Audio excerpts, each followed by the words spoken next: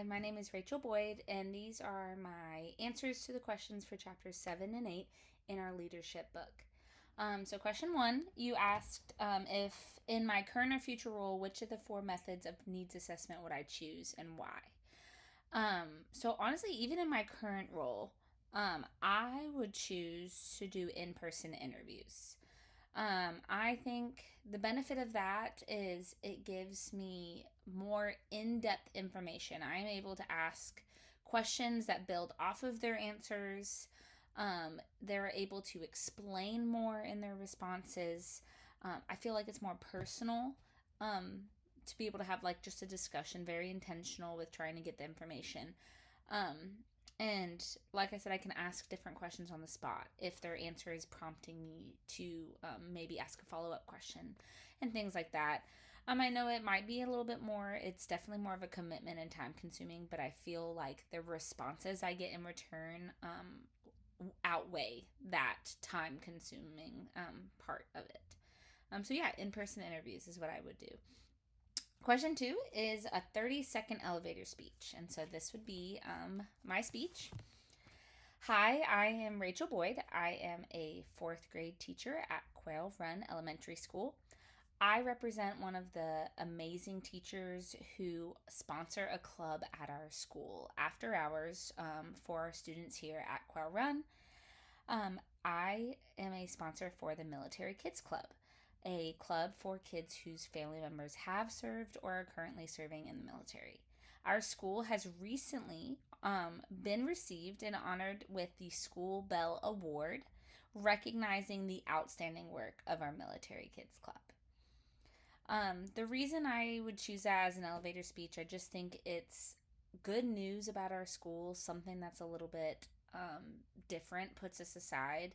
Our school is located in a military, like an Air Force base town. So the military, and particularly the Air Force, is a very big deal in our community. And so just being able to recognize the club that our school has that I help run and what it's being recognized for and the things we do, I think is just something that should be celebrated, should be known, and just something that others can be aware about in our community, other schools. I just think it's something important that others should know about and maybe even do in their own schools. So question three was what can your school and district leaders do to support teachers, and why do you feel this way? Um, so after some thought, I felt particularly our district. I think they could create a coalition made up of teachers who weigh on decisions in the district. And I know they have some teachers here and there helping with things, but I think having a specific task force that weighs in on a lot of big decisions. The reason I feel this way is I think a lot of district members are amazing, but sometimes they've been removed from the classroom if they have been in the classroom for a long time.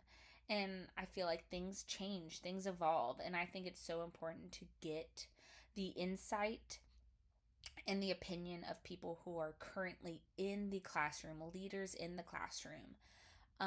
They can give you the best insight of how something might work, how it might change, the school culture, and they can help us solve problems even before the problems occur. You know, they'd be able to point out things that might come up and just give more thought into it than just district board members who might not have been inside the classroom for a long time as a teacher. So, yeah, creating some sort of coalition or group that works alongside the district of teachers who are currently serving in the classroom.